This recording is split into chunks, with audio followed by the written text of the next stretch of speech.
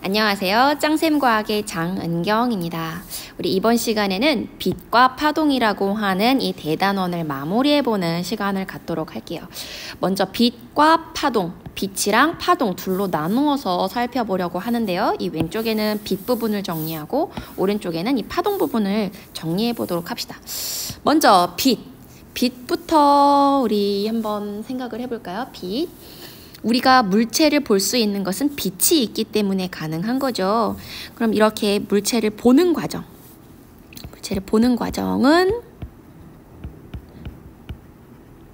어떻게 해서 우리가 물체를 볼 수 있는지 그 예를 한번 생각을 해봅시다. 제일 먼저 빛이 있어야 돼요. 스스로 빛을 낼 수 있는 그런 물체들, 예를 들어 형광등이라든지 태양이라든지 이러한 것들을 뭐라고 하죠? 그렇죠. 바로 광원이라고 하죠. 이 광원에서부터 빛을 스스로 내뿜었어요. 이 광원의 빛이 우리 눈에 여기 눈을 그려볼까요? 우리 눈에 직접 들어온다면, 광원의 빛이 우리 눈에 직접 들어오면 우리는 무엇을 본다?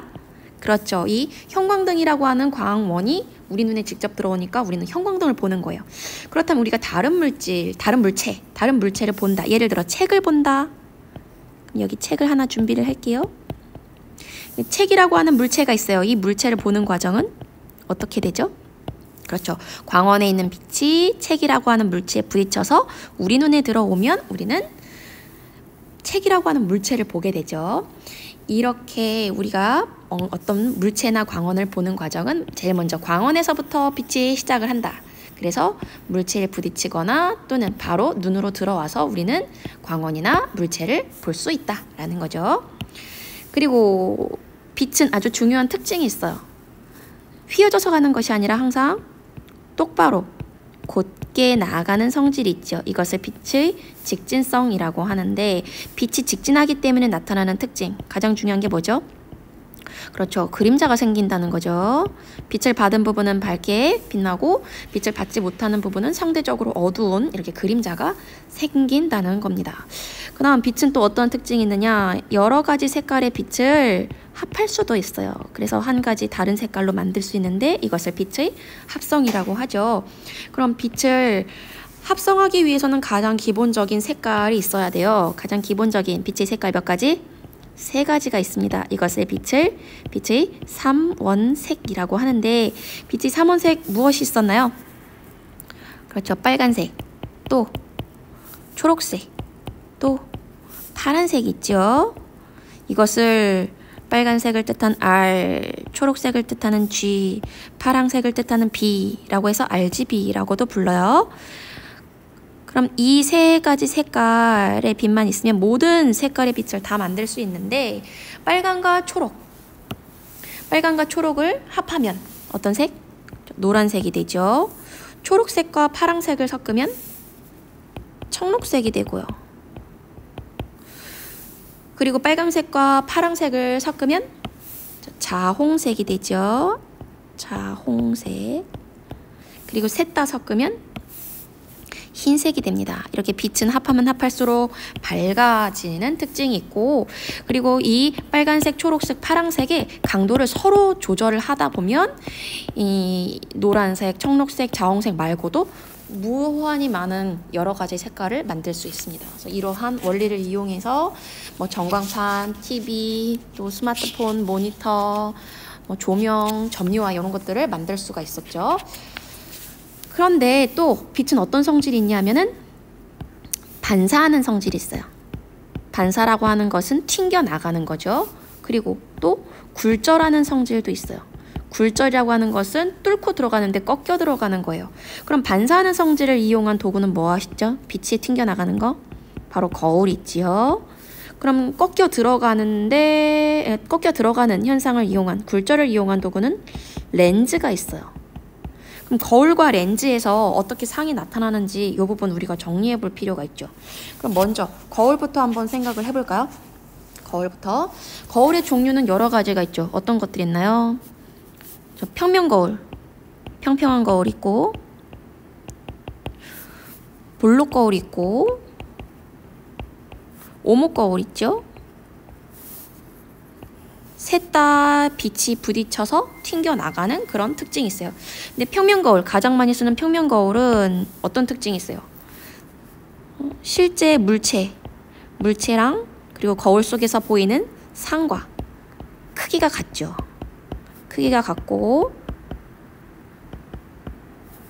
단지 좌우만 바뀌어 있어요. 그쵸? 그런데 볼록 거울과 오목 거울은 우리 한번 비교를 해봅시다. 볼록 거울, 오목 거울 이 두 가지를 비교하는 게 가장 중요한데 예를 들어서 이렇게 생긴 실제 물체가 있다라고 해볼게요. 실제 물체. 그러면 볼록 거울에 이 물체를 가까이 가져가면 상은 어떻게 보이죠? 상은 실제 물체보다 크기가 작아 보이죠? 그쵸? 더 멀어지면 멀어질수록 점점점 더 작아 보여요. 특징은 실물보다, 실제보다 작은 상이 보이고 바로 서 있다 라는 특징이 있어요. 그런데 오목 거울은 어떻죠? 오목 거울은 가까이서 봤을 때는 실제보다 더 크고 바로 선 상이 보여요. 그런데 멀어지면 멀어질수록 상이 반전이 일어나요. 뒤집히죠. 그리고 점점점 작아지는 특징이 있어요. 그래서 오목 거울은 이렇게 반전이 일어난다는 거, 그래서 반전이 일어난다는 특징이 있다는 거 있습니다. 그러면 이번에는 렌즈 한번 볼까요?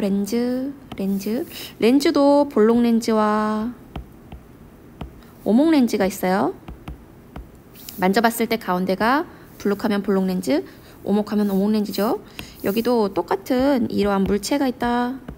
이런 물체를 두고 상을 관찰을 하면 어떻게 되죠?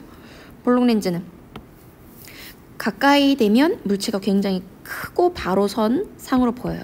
근데 멀어지면 반전이 일어나죠. 그리고 점점점 작아지는 특징이 있어요. 그런데 오목 렌즈는 가까이 있을 때도 실물보다 작죠.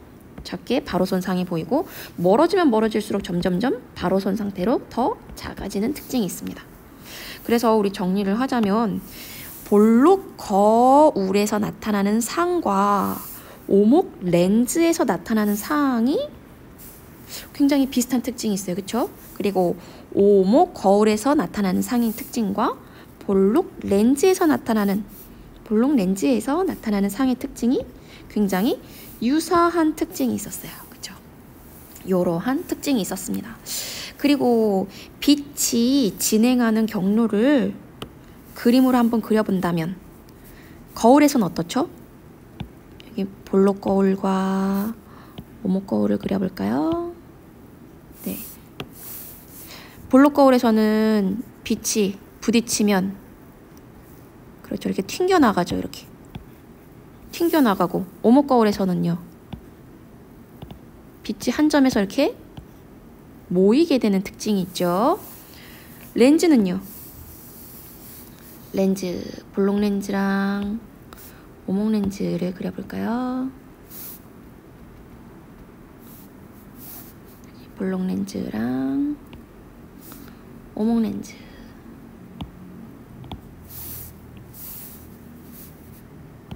여기서 이렇게 됐고, 렌즈는 빛을 통과시켜요. 그쵸? 그런데 볼록 렌즈를 지나면 빛이 한 점에서 이렇게 모이는 특징이 있고요.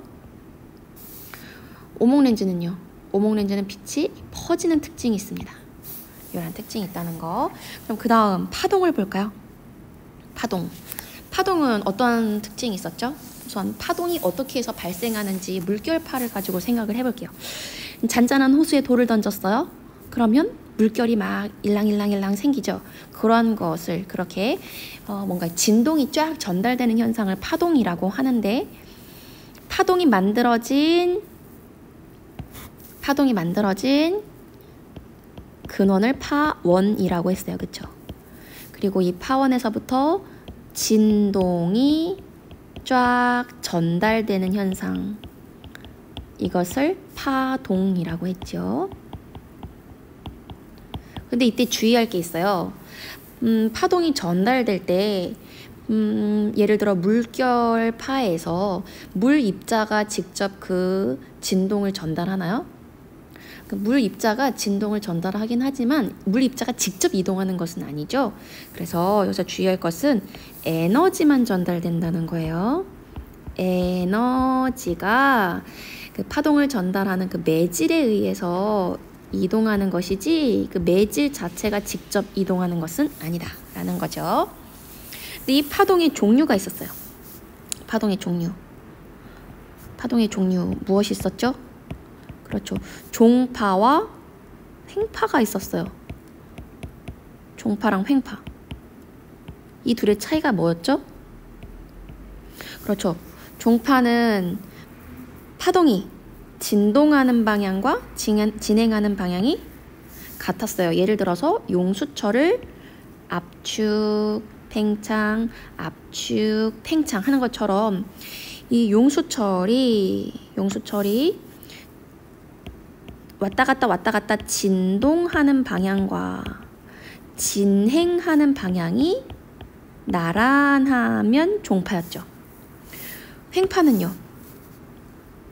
줄을 위아래로 또는 옆으로 튕기는 것처럼 올라갔다 내려갔다 한 이러한 파를 횡파라고 했어요. 그래서 여기서는 그 줄 같은 경우에 진동하는 방향은 위아래인데 파동이 나아가는 방향은 이것과 수직이죠. 이러한 파를 횡파라고 했습니다. 그래서 종파의 종류로는 음파 또는 지진파의 P파가 있었고, 횡파의 종류로는 빛이라든지 물결파라든지 또는 지진파의 S파가 이러한 형태였죠. 여기서 이 각 부분에 이름이 있었어요. 종파 같은 경우에는 이 몰려있는 부분을 밀, 성근 부분을 소, 여기를 밀, 소라고 했고요. 그리고 횡파 같은 경우는 이 높은 부분을 마루,